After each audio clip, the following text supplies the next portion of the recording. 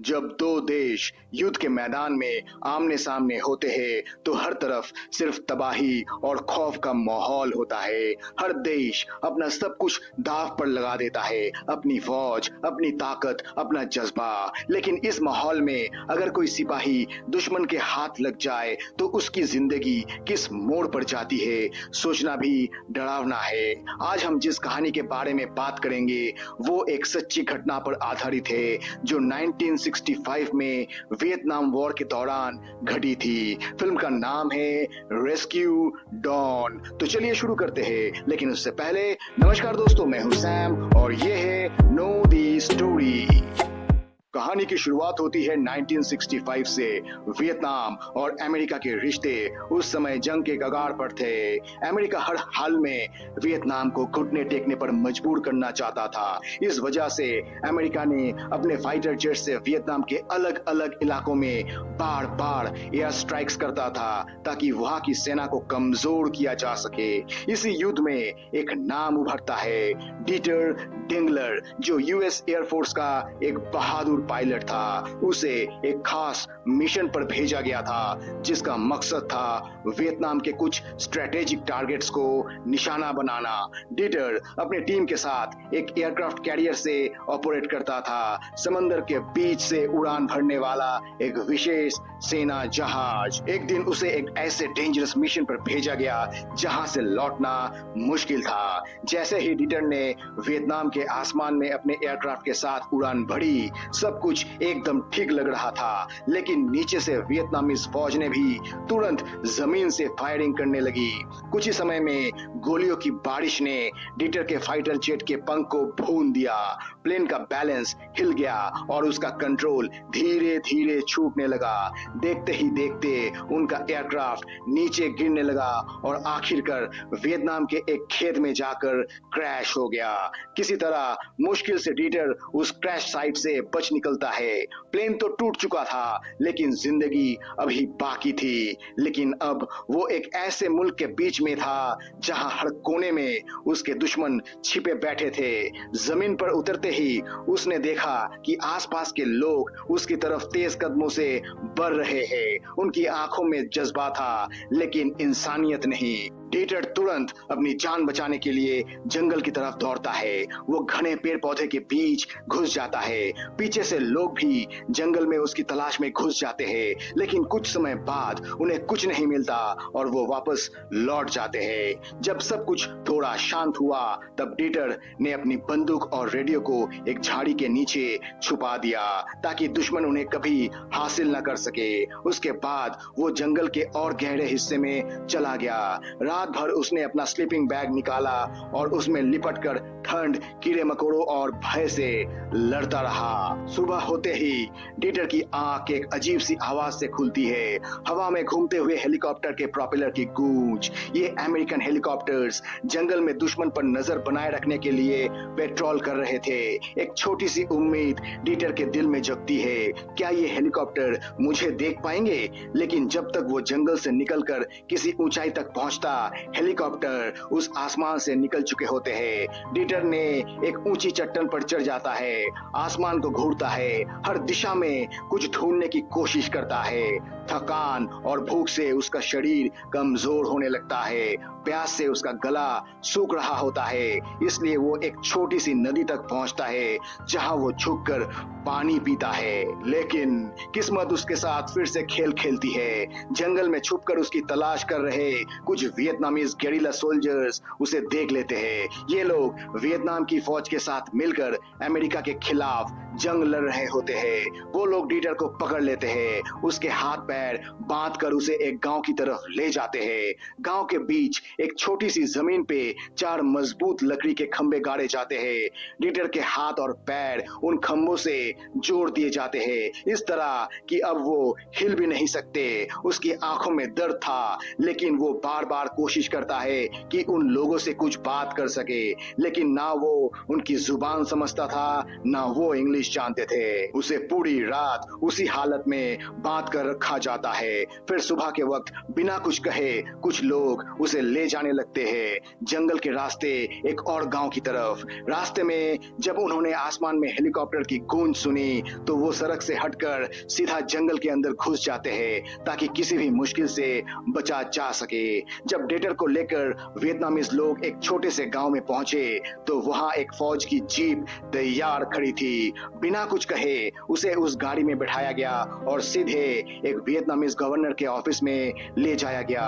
Governor थोड़ा बहुत अंग्रेजी बोल लेता था, इसलिए डीटर जो कुछ भी कह रहा था वो उसकी बात समझ गया। गवर्नर ने उससे सीधा सवाल पूछा, तुम लोग हमारे देश के खिलाफ क्यों जंग लड़ रहे हो? तुम्हारा मकसद क्या है? डीटर ने शांत स्वर में जवाब दिया, मैं जंग से नफरत करता हूँ, लेकिन मुझे उड़ान भरने का जुनून था, इसीलिए मैं एयरफोर्स में ज्वाइन किया। ये बात सुनकर गवर्नर ने एक कागज उसके सामने रखा। उस पर कुछ कठोर बयान थे जिसमें अमेरिका की निंदा की गई थी। गवर्नर ने कहा, अगर तुम इस पेपर पर साइन कर दो तो हम तुम्हारे साथ दयालु बनेंगे। 2 हफ्ते के अंदर तुम्हें छोड़ दिया जाएगा। लेकिन डीटर ने बिना झिझक के कह दिया, मैं अपने देश के विरुद्ध एक लफ्ज भी नहीं लिख सकता। मैं अपने वतन से मोहब्बत करता हूँ। उसकी बात से गवर्नर के चेहरे का रंग बदल गया। उसने तुरंत आदेश दिया कि डीटर को वहां से ले जाया जाए। जैसे ही डीटर को बाहर ले जाया गया उस पर जोरदार जुल्म की शुरुआत हो गई। उसके पैरों में रस्सी बांधकर उस रस्सी का दूसरा सिरा एक गधे के गले में बांध दिया गया। जब गधा चलना शुरू हुआ डीटर मिट्टी में घसीटते घसीटते चीखने लगा, लेकिन कोई उसकी मदद को नहीं आया। उन लोगों के लिए ये सब एक मनोरंजन था। अगले कई दिनों तक उसके साथ हर तरह का मानव विरोधी बर्ताव किया गया।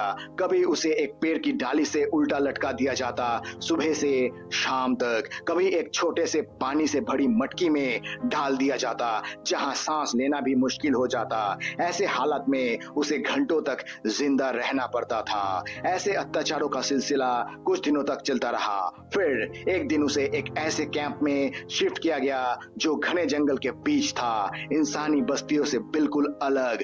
वहां पहुंचकर डीटर ने देखा कि उसके जैसे कुछ और अमेरिकन सैनिक भी कैद में है। उनको देखकर डीटर के दिल में एक छोटी सी तसल्ली की लहर दौड़ गई। लंबी तन्हाई के बाद उसे अपने जैसे कुछ लोग मिले थे। जब उसने उनसे बात की तो पता चला कि सभी बहुत पीड़ित थे और हर किसी ने भागने की कोशिश छोड़ दी है। डीटर ने कैंप के चारों तरफ नजर मारी। सिक्योरिटी उतनी मजबूत नहीं थी। उसने तुरंत अंदाजा लगाया कि यहाँ से भागना मुमकिन है, बस थोड़ा सा हौसला और प्लानिंग चाहिए। जब उसने अपनी ये सोच बाकी कैदियों के साथ बांटी तो सबने मना कर दिया। उन्होंने कहा, जंगल के बाहर का रास्ता मौत के बराबर है, ना पानी मिलता है ना खाना, जंगल जहरीले सांपों से भरा है। डीटर ने पूछा, तो बारिश का मौसम कब आएगा? तब तो कम से कम पानी की दिक्कत नहीं होगी। जवाब मिला, बारिश आने में अभी 5-6 महीने बाकी है। ये सुनकर डीटर समझ गया जंगल से सीधा निकलने के लिए उसे ना सिर्फ हिम्मत बल्कि वक्त का भी इंतजार करना होगा। 6 से ज्यादा गार्ड्स अपनी राइफल्स के साथ हर पल नजर रखते थे कैदियों पर। इन्हीं वजह से कई कैदी ने कब का सोचना छोड़ दिया था कि यहाँ से निकलना भी मुमकिन है, पर डीटर ने हारा नहीं था। उसने मुस्कुराते हुए कहा, वो तो दिन भर के सिपाही है, रात को तो थक कर सो जाते हैं। ये सुनकर दूसरे कैदी और भी उदास हो गए। रात के वक्त सब कैदी जमीन पर लिटाए जाते, हाथ आपस में जोड़े जाते हैं लोहे की हथकड़ियों से और पैरों में पड़ते थे ताले। ऐसे में ना सिर हिला सकते थे ना पैर। भागना तो दूर की बात थी, बस सांस लेना भी मुश्किल हो जाता। एक दिन डीटर ने पूछा, क्या किसी के पास कोई कील है? अगर मिल जाए तो मैं इन ताला हथकड़ियों से छुटकारा पा सकता हूँ। सबने निराश होकर जवाब दिया, ये कैंप तो बांस और रस्सी से बना है। किल मिलना मुश्किल ही नहीं, नामुमकिन है। लेकिन किस्मत को कुछ और मंजूर था। कुछ ही दिन बाद उन्होंने देखा एक पुराने खंबे में छुपी हुई एक जंग लगी कील। डिटर ने चुपके से अपना चांस लिया और किसी तरह उस कील को निकाल लाया। उसने दिन भर उसे पत्थर पर घिसकर उसे एक नाजुक लेकिन तेज और पतली छुरी जैसा बना दिया। रात को जब गार्ड्स ने सबको हाथ पैर बांधकर अपनी ड्यूटी से निकल लिए, तब डीटर ने अपनी तैयारी दिखाई। उस पतली कील की मदद से उसने एक एक करके सभी की हथकड़ियां खोल दी। सब कैदी ये देखकर चौंक गए। सबके चेहरे पर एक छुपी सी उम्मीद जाग उठी। उस रात के बाद डीटर ने सबको एकजुट करना शुरू किया। हर दिन एक नया प्लान बनाया जाता, एक नए तरीके पर चर्चा होती। बारिश के मौसम का इंतजार सबसे जरूरी था, क्योंकि उस वक्त पानी की कमी नहीं होती और जंगल में जीना थोड़ा आसान होता। धीरे धीरे सभी कैदी डीटर पर भरोसा करने लगे, पर एक का दिल नहीं मान रहा था, जिसका नाम था जिनी। जिनी को लगता था कि बारिश का मौसम आते ही शायद वियतनामीज लोग सब कैदियों को छोड़ देंगे। साथ ही उसके दिल में एक और डर था, अगर डीटर पकड़ा गया तो सभी को भुगतना पड़ेगा। वक्त बीतता गया और डीटर ने चुपके से अपने मिशन की तैयारी जारी रखी। हर दिन थोड़ा थोड़ा चावल चुरा कर धूप में सुखाता और एक गुप्त जगह पर छुपा देता। उसने अपने साथियों को भी ये करने को कहा, जब भागेंगे तो कुछ तो खाने को होना चाहिए। आखिर एक दिन डीटर ने एक दमदार योजना बनाया। उसने देखा कि किचन कैंप के बाहर है, जहां दोपहर के वक्त गार्ड्स खाना खाने जाते हैं। तब वो अपनी राइफल्स बाहर ही छोड़ देते हैं, लेकिन खाना खाने से पहले वो कैदियों के हाथ और पैर मजबूती से बांध जाते हैं, ताकि उन्हें कुछ करने का मौका ना मिले। डीटर ने एक रिस्की प्लान तय किया।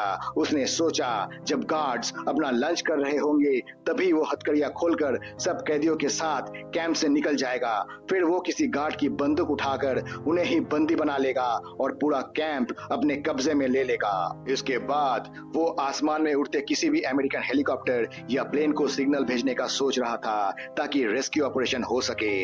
ये डेयरिंग प्लान सुनकर बाकी साथियों ने भी अपनी हामी भर दी। तब से सब लोग हर वक्त गार्ड्स की मूवमेंट्स पर नजर रखने लगे। गार्ड की हर एक्टिविटी को ट्रैक करने के लिए उन्होंने एक जुगाड़ भी बनाया। एक छोटी सी मिरर को एक लकड़ी के टुकड़े पर चिपका दिया गया, जिससे वो अपने कमरे से बाहर झांक सकते थे। जैसे ही गार्ड्स वापस आते, सब कैदी तुरंत अपने हाथ पैर बंधवाकर उसी हालत में आ जाते जैसे कुछ हुआ ही ना हो। एक दिन कुछ अलग ही हो गया। दोपहर के वक्त जैसे ही गार्ड्स खाना खाने गए, कैदियों ने अपने मिरर से उनकी पोजीशंस देख रहे थे। तभी एक गार्ड अचानक उनके रूम में घुस आता है। उसने तुरंत एक कैदी के सिर पर बंदूक रख दी और गुस्से से बोला, ये क्या हो रहा है यहाँ? उस कैदी ने बिना डरे अपने हाथ में पकड़ी लकड़ी और उस पर चिपकी मिरर गार्ड को दिखाई और हंसते हुए बोला, हम बस एक गेम खेल रहे थे। गार्ड को लगा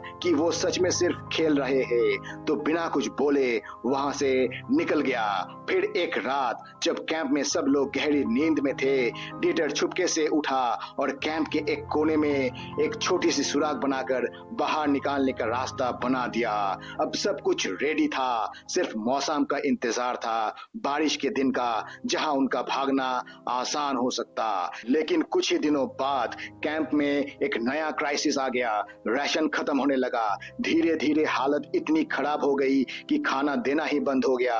अब उन्हें सिर्फ एक कटोरी में भर भर के कीड़े मिलते थे, जिसे देखते ही उल्टी आए। लेकिन भूख के आगे उनका कुछ भी नहीं चलता। एक दिन जब सब कैदी कमरे में चुपचाप बैठे थे, तभी उन्होंने देखा कि गार्ड्स आपस में कुछ सीरियस बातें कर रहे हैं। उनमें से एक कैदी वियतनामीज भाषा समझता था। उसने सुनकर सबको बताया, गार्ड्स के पास भी खाना खत्म हो गया है। अब वो किसी आदमी को आसपास के गांव में राशन लाने भेज रहे हैं। पर दिक्कत ये थी कि अमेरिका ने वियतनाम के खेतों पर बॉम्ब्स गिरा दिए थे। पूरा इलाका तबाह हो गया था। इस वजह से आसपास कहीं भी खाने को कुछ नहीं बचा था। इसीलिए गार्ड्स ने एक खतरनाक फैसला लिया। अगले कुछ दिनों में वो सब कैदियों को ले जाकर जंगल में गोली से उड़ा देंगे और बाद में दुनिया के सामने सामने ये कहानी बता देंगे कि कैदी भाग रहे थे इसीलिए मारना पड़ा। ये सब सुनकर कैंप में एक सन्नाटा छा गया। डीटर ने बिना किसी देर के कहा, हमें कल दोपहर तक ये जगह छोड़नी ही होगी। सब बंदियों ने उसकी बात मान ली। अब वो डर के साथ साथ एक नई उम्मीद लेकर अगले दिन की तैयारी में जुट गए। अगले दिन का दोपहर एक नया मोड़ लेकर आया। जैसे ही गार्ड्स अपना भोजन लेने किचन की तरफ गए, डीटर चुपके से गया और गार्ड्स की राइफल्स चुरा ली। फिर उन बंदूकों को सभी कैदियों में बांट दिया और बोला, मैं और डुआन नाम का एक और कैदी सीधा रास्ता लेकर किचन जा रहे हैं। तुम लोग पिछला रास्ता पकड़कर किचन को चारों तरफ से घेर लो। हमें उन्हें भागने का मौका नहीं देना है। जैसे तय हुआ था, डीटर और डुएन सामने से रास्ता लिया और चुपके से किचन तक पहुंच गए। लेकिन जैसे ही वहां पहुंचते हैं, डुएन की हालत खराब हो जाती है। घबराहट के मारे उसका पेट हिल जाता है और उसे उल्टी होने लगती है। डीटर मजबूरन उसे वहां छोड़कर अकेला ही किचन की तरफ बंदूक लेकर बढ़ता है। उसका अंदाजा था कि पिछला रास्ता पकड़कर बाकी लोग भी किचन पहुंच चुके होंगे, लेकिन जब उसने आसपास देखा तो वहां सिर्फ वही था।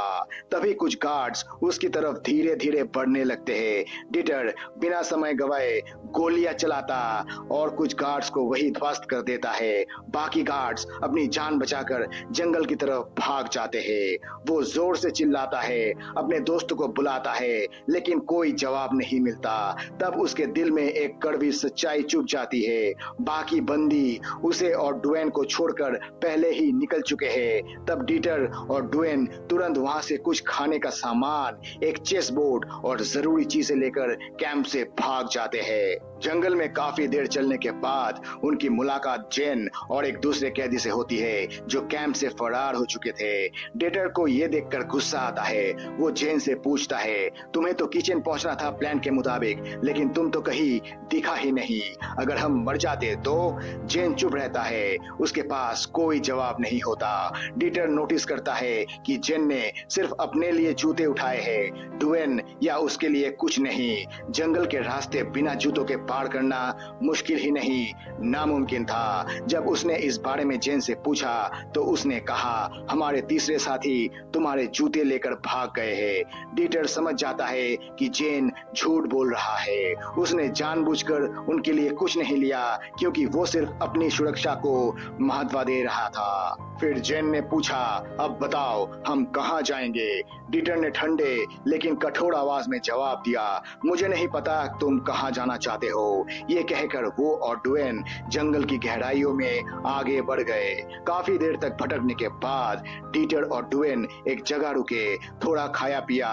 तभी आसमान का बादल फट पड़ा, तेज बारिश होने लगी जिससे पीने का पानी की समस्या दूर हो गई। उस रात दोनों एक पहाड़ी की गुफा में छुप गए। सुबह बारिश रुक गई तो दोनों नदी की तरफ रास्ते पर निकल पड़े, जिंदगी के लिए, आजादी के लिए। दोनों ने मिलकर आसपास के पेड़ पौधों की शाखाओं से एक छोटी सी नाव तैयार की और नदी में उतर पड़े। उम्मीद थी कि ये नदी उन्हें वियतनाम से बाहर निकलकर थाईलैंड ले जाएगी। थाईलैंड पहुंचते ही वे सुरक्षित हो जाएंगे, यही विश्वास था। कुछ दूर तक सब कुछ ठीक चला, लेकिन फिर नदी एक गहरी घाटी में गिरती मिली जहां एक तेज झरना था। घाटी के किनारे पहुंचते ही उन्होंने समय से पहले नाव छोड़कर तैरते हुए नदी के किनारे तक पहुंचने की कोशिश की। वे तो बच गए, लेकिन नाव झरने में गिरकर छिन्न भिन्न हो गई। इस घटना से वे दोनों बेहाल हो गए। जमीन पर बैठते ही उनके शरीर पर जोंक लग गए जो उनका खून चूस रहे थे। दर्द और घबराहट के बीच वे एक एक करके उन जोंकों को अपने शरीर से निकालने लगे। रात उन्होंने झाड़ियों के बीच नदी के किनारे गुजारी। अगली सुबह फिर से वे नदी के साथ साथ चलने लगे। थोड़ी देर बाद उन्हें एक पुराना फटा हुआ जूते का तलवा मिला। डीटर ने वो तलवा डुएन को दिया और कहा, इसे उस पाँव में बांध लो जहां सबसे ज्यादा तकलीफ हो रही है। जरूरत के सामान को हल्का करने के लिए डीटर ने कैंप से चुराई गई बंदूकों को नदी में डाल दिया। उसका कहना था कि ज्यादा बोझ लेकर चलना संभव नहीं और बिना गोली के बंदूक रखने का कोई मतलब नहीं बनता। उनके पास एकमात्र हथियार था, एक तेज चाकू जिसके सहारे एक घने जंगल को चीरते हुए वो लोग आगे बढ़ रहे थे। कुछ दिन बाद एक ऐसा छोटा सा गांव मिलता जहां कोई नहीं रहता था। दोनों ने वहीं कुछ देर आराम किया। तब तक डुवेन की तबीयत बहुत बिगड़ चुकी थी। शारीरिक रूप से तो कमजोर था ही, लेकिन अब उसकी मानसिक स्थिति भी खराब हो गई थी। उसने डीटर से कहा, मैं और नहीं चल सकता, मुझे यहीं छोड़ दो। पर डीटर ने उसे हिम्मत देने की कोशिश की। इसी दौरान डीटर की नजर आसमान में दो अमेरिकन हेलीकॉप्टर पर पड़ी। उसका दिल भर गया, वे जिंदगी के इतने नजदीक थे। उसने हाथ हिलाकर उनका ध्यान खींचना चाहा, लेकिन हेलीकॉप्टर ज्यादा ऊंचाई पर थे, इसलिए उन्होंने कुछ भी नहीं देखा। हेलीकॉप्टर के चले जाने के बाद डुवेन और ज्यादा टूट गया। वो बेकार सी बातें करने लगा, जैसे उसका दिमाग अब साथ छोड़ रहा हो। डीटर ने कुछ लकड़ियां इकट्ठी की, आग लगाई और पास के एक पुराने मकान में आग फैला दी, ये सोचकर कि धुआं देखकर कोई रेस्क्यू टीम उन तक पहुंच जाए। कुछ समय बाद ऐसा ही कुछ हुआ। दो हेलीकॉप्टर वापस आए, इस बार जमीन के ज्यादा नजदीक। डीटर ने समझा कि उनका बचना निश्चित है, लेकिन तभी एक हेलीकॉप्टर से गोली चली। शायद समझ लिया गया कि नीचे कोई दुश्मन या वियतनामीज फौज का सिपाही है। डीटर ने समय से पहले जमीन पर लेटकर अपनी जान बचाई। जब गोली चली तब भी उसने हिम्मत नहीं हारी। उसका विश्वास था अगर आज नहीं तो कल वे जरूर बचेंगे। कुछ दिन बाद उन्होंने वहां से निकलने का फैसला किया और एक बार फिर जंगल के रास्ते पर निकल पड़े। बहुत दूर चलने के बाद वे एक छोटे से गांव के किनारे एक बड़े खेत तक पहुंचे, जहां लोग खेती में व्यस्त थे। उन लोगों की नजर उन पर पड़ गई। गांव के लोग तुरंत समझ गए कि ये दोनों अमेरिकन सैनिक हैं जो यहाँ से भागने की कोशिश कर रहे थे। तब तक डीटर और डुवेन का शरीर भूखा, प्यासा और कमजोरी से जूझ रहा था। दोनों ने थककर जमीन पर बैठते हुए अपनी जान की भीख मांगी। लेकिन उस समय की स्थिति ऐसी थी कि वियतनाम के लोग अमेरिकन फौजियों से नफरत करते थे। इसी नफरत में एक किसान ने अचानक डुवेन के पैर पर एक तेज औजार से वार कर दिया। डुवेन दर्द से चिल्ला उठा। इसके बाद दूसरा आदमी आगे आया और अपनी औजार से डुवेन के गले पर प्रहार कर दिया। डुवेन की मौत वही हो गई। डीटर की जान भी खतरे में थी, लेकिन उसने अपना छुपा हुआ छुरा निकाला और जोर से चीखता हुआ गांव वालों पर झपट पड़ा। इस अचानक हमले से गांव वाले घबरा गए और भाग खड़े हुए। मौका देखकर डीटर वापस जंगल के अंधेरों में छुप गया। उस रात उसने एक झाड़ी के अंदर खुद को छुपाकर रात गुजारी। अंधेरे और सन्नाटे में उसका मन डर से कांप रहा था। उसने अपने आंखों के सामने अपने एक लौते साथी को खोया था और अब दुश्मन उसको चारों तरफ ढूंढ रहे थे। सुबह होने पर उसने देखा कि कुछ वियतनामीज फौजी उस झाड़ी के सामने बैठकर खाना खा रहे हैं। डीटर सांस रोक के चुपचाप पड़ा रहा। जब सिपाही चले गए तब वो धीरे से बाहर आया और उनके छोड़े हुए खाने के टुकड़े उठाकर खाने लगा। अकेलापन, भूख और थकान ने उसकी मानसिक स्थिति खराब कर चुकी थी। अब उसे लगने लगा था कि डुवेन उसका साथ बैठा है, उससे बातें कर रहा है। हालांकि ये सब उसके मन का भ्रम था। दिन बीतते गए और बिना खाए पिए उसका शरीर और मन दोनों टूटने लगा। एक दिन उसने नदी के पास एक विशाल सांप देखा। भूख का असर इतना गहरा था कि बिना सोच विचार के उसने सांप को पकड़ लिया और उसका मांस फाड़कर खाने लगा। उस वक्त उसकी आंखों में सिर्फ एक जुनून था, जिंदा रहने का। इसी दौरान उसके कान में दो हेलीकॉप्टर की गूंज सुनाई दी। डीटर का दिल एक बार फिर उम्मीद से भर गया। तुरंत ही वो जंगल से एक बड़ा केले का पत्ता तोड़कर ले आया। डीटर ने एक बड़े केले के पत्ते को हवा में जोर जोर से हिलाकर हेलीकॉप्टर का ध्यान अपनी तरफ खींचने की कोशिश की। इस बार उसकी किस्मत साथ थी। ऊपर से गुजर रहा हेलीकॉप्टर उस पर नजर डाल देता है। तुरंत एक रेस्क्यू ऑपरेशन शुरू होता है। हेलीकॉप्टर से एक रस्सी नीचे गिराई जाती है, जिसे पकड़कर डीटर को ऊपर खींचने का काम शुरू हो जाता है। है। लेकिन उसी वक्त जंगल के अंदर से कुछ वियतनामी सिपाही हेलीकॉप्टर की आवाज सुन के वहां दौड़कर पहुंच जाते हैं। इनके कुछ करने से पहले ही हेलीकॉप्टर से मशीन गन चलाई जाती है और गोलियों की बौछार से वियतनामी सिपाही जंगल के अंदर भाग जाते हैं। अब डीटर को सेफली हेलीकॉप्टर में चढ़ा लिया जाता है। उसके चेहरे पर एक अलग सी शांति थी। इतने दिनों के बाद मौत के खौफ से छुटकारा पाकर उसका मन भर आया था। हेलीकॉप्टर उसे ले जाता है अमेरिकन आर्मी बेस कैंप की तरफ, जहां उसका प्रॉपर मेडिकल ट्रीटमेंट तुरंत शुरू किया जाता है। हॉस्पिटल में कुछ ही दिनों बाद 2 CIA ऑफिसर्स पहुंच जाते हैं। वो डीटर को अलग एक कमरे में ले जाकर उसका इंटरोगेशन करना शुरू कर देते हैं, क्योंकि जिस मिशन पर डीटर गया था वो एक हाई लेवल सीक्रेट असाइनमेंट था और अब एजेंसी उस मिशन की हर छोटी बड़ी डिटेल जानना चाहती थी। उनका हर सवाल एक जानकारी खंगाल रहा था। डीटर कहाँ था, उसे किस स्थान पर बंदी बनाया गया, उसके साथ और कौन कौन था, क्या क्या हुआ, क्या एनिमी कैंप का लोकेशन उसे याद है। लेकिन इतने सारे दिनों तक जंगल में जीने के बाद भूख, थकान और ट्रॉमा के चलते डीटर कुछ साफ जवाब देने की स्थिति में नहीं था। तभी अचानक उसके पुराने 4 साथी हेलीकॉप्टर से हॉस्पिटल पहुंचे। जैसे ही डीटर ने उन्हें देखा, उसके चेहरे पर मुस्कान लौट आई। उन्होंने एक बड़े केक के साथ एंट्री ली। ट्रॉली में रखकर बहुत दिनों बाद दोस्तों को देखकर डीटर के दिल में एक सुकून का एहसास हुआ। फिर उन दोस्तों ने CIA एजेंट से कहा, हमारे दोस्त की वापस आने की खुशी में हम कुछ वक्त उसके साथ बिताना चाहते हैं। महीनों बाद हम उससे मिले हैं, थोड़ा सा सेलिब्रेट करना चाहते हैं। अगर आप हमें सिर्फ 10 मिनट का वक्त दे दे तो बड़ी मेहरबानी होगी।